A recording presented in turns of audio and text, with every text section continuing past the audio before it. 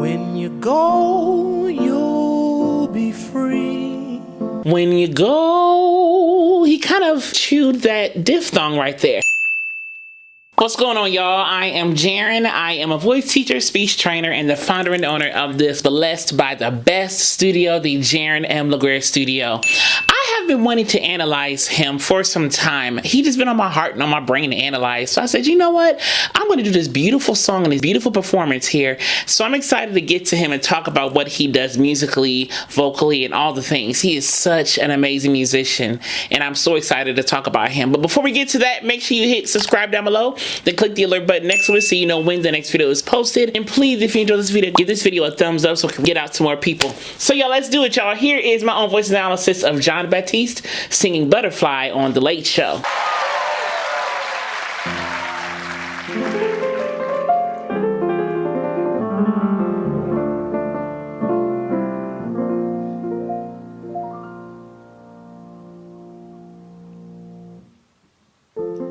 Butterfly flying home, but can you fly on your own? Did you hear him sing through those nasal consonants? Can you fly on your own? He sang through that. Yeah, so he's using these nasal consonants as a part of his vocal line to deliver the message of the song. Take your place in the world today. Take your place in the world today. I love the little pop-up right there. The little kind of chesty, take your place in the... Then he kind of switched to more like a heady, breathy, world today. This gives me like the Beatles a little bit. Yeah, it gives like the Beatles meets the Carpenters in feeling to me. Yeah, I love it. I love both those groups. I love the Carpenters, okay? Love them. Butterfly flying home, cherry plum and chewing gum, mini skirts and cars that hum. I see you driving round with your head held high. Head held high. You hear how he kind of brightened up and made that vowel a little bit more twangy? High instead of high, high. So that tongue is a little bit up. He probably narrowed the vocal track just a little bit. High to kind of make that bright forward sound right there. And I love the speech singing quality of the song too. You know, he kind of had a talking moment in that verse right there. But the song is very like, you know, it's kind of la da da da da da. It is breathy and it's kind of light.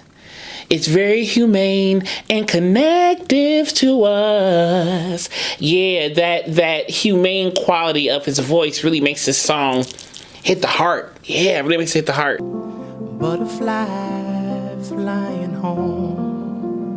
He did it again on that butterfly, that bright forward sound. Butterfly, spread the mouth instead of fly, fly, fly. Stay a while here with me,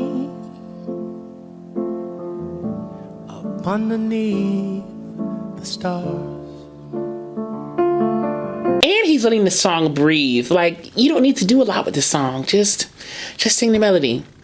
Just sing the melody, just sing the words. It really resonates in that way. Not every song needs to be super flashy, you know. This song is flashy in its own way. It's so moving in its own way. It doesn't need a lot in it, you know. And I think a lot of times composers, when they write songs like this, they want it a certain way. Like, there's a reason why each sound is the way it is. And I know for him, there's nothing left to chance. Each sound, each word, each note, each pitch, each move is for a reason.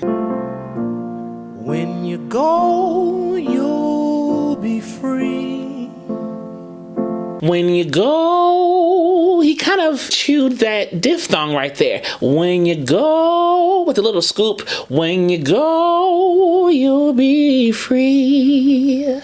Yeah, so you kind of like scooped up to that top vowel, to that octave. Da da da. You'll be free. That was nice. 'Cause you know who you are. you're a butterfly.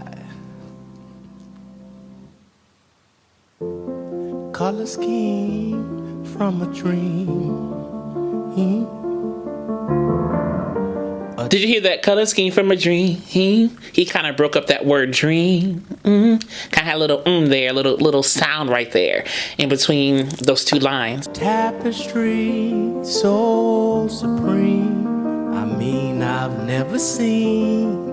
I like these little talky moments and these little low voice, high voice moments. He's really leaping a lot in this song. Da da da da da da da da da da. Whatever that little melody right there was. He's doing a lot of leaping and a lot of going up and down vocally, you know, within the vocal lines. And like his lows are like really low. But then he kind of sits up in this nice, relaxed, kind of breathy, very like light, speechy quality voice. But then he kind of gets down to any da da da da da. And these little leaps, it really makes for some cool textures and dimensions to his voice and to how he executes the song. Something so dang beautiful, oh child. As a beautiful old child. A little AAVE right there, a little, you know, African American vernacular right there. Old child. It's not child, it's child. I say child all the time. Child. You know, that's very conducive to our language in that way, in the way we speak this language. Yeah. Ooh, child. Yeah. I'm trying to think of some other songs that this song reminds me of. It reminds me of like, ooh, child, things are gonna get easier. Ooh, child, things will get brighter. I love that song.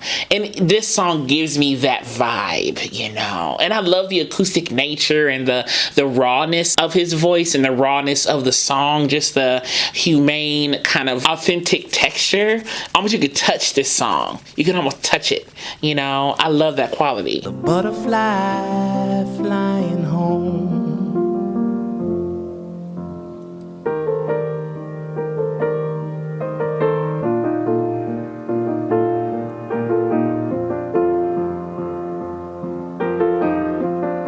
Flying home.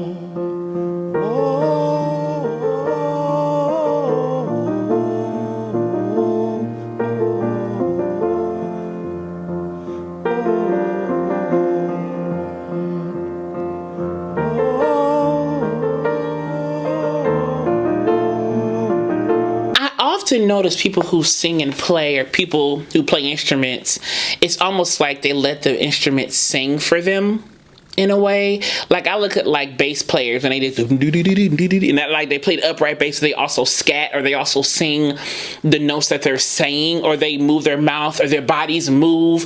It's almost like the instrument is an outward representation of what they're feeling. And I get that when I hear this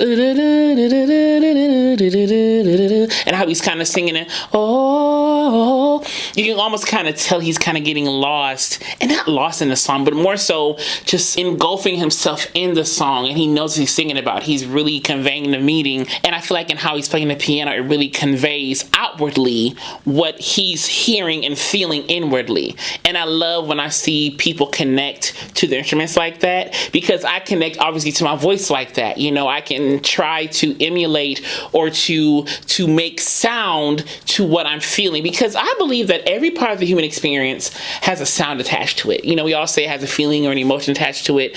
I go as far as to say it has a sound attached to it. Everybody gets happy at some point. How does happy sound? How does sad sound? How does grief sound? How does melancholy sound? How does boredom sound?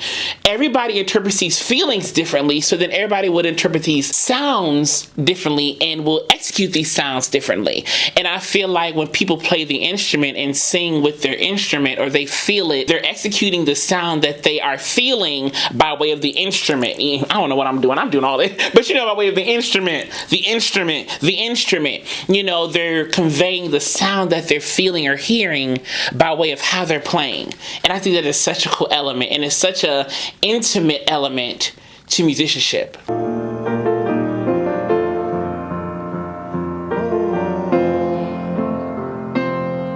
You see, I'm howling at the moon. I'm howling at the moon. Another nasal consonant he sang through with that nice, heady, kind of light, easy sound that he has. I like it. I like it.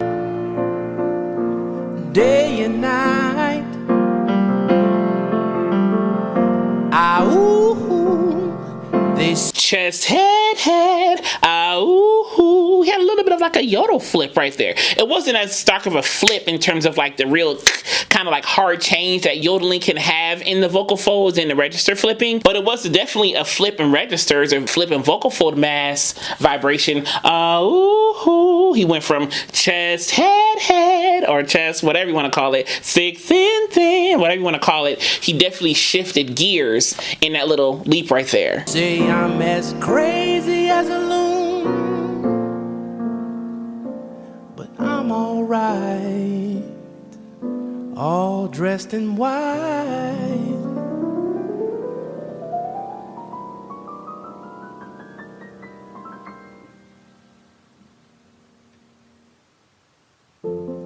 Butterfly in the air,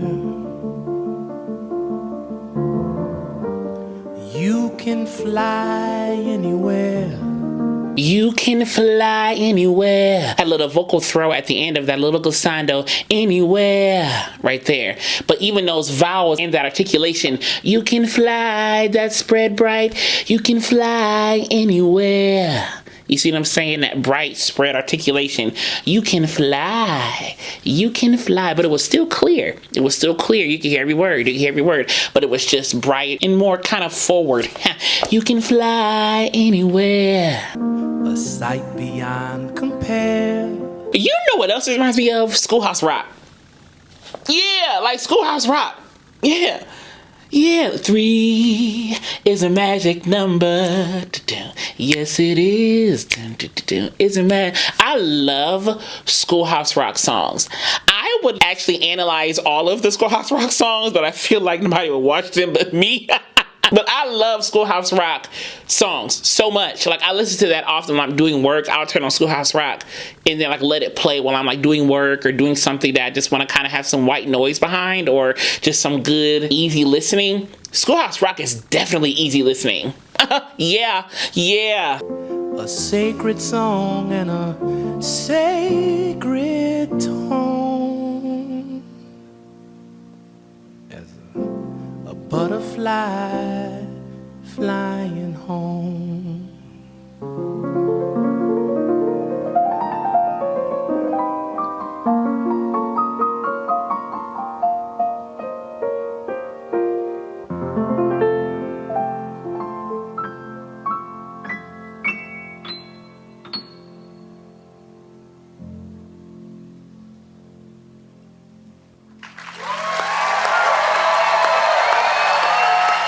If you enjoyed this analysis, click subscribe down below to click the alert button next to it so you know when the next video is posted. And as I will always continue to say to you, be vocally bold, creative, and aware, but most of all, be vocally you. I love y'all so much, and I'll see y'all soon.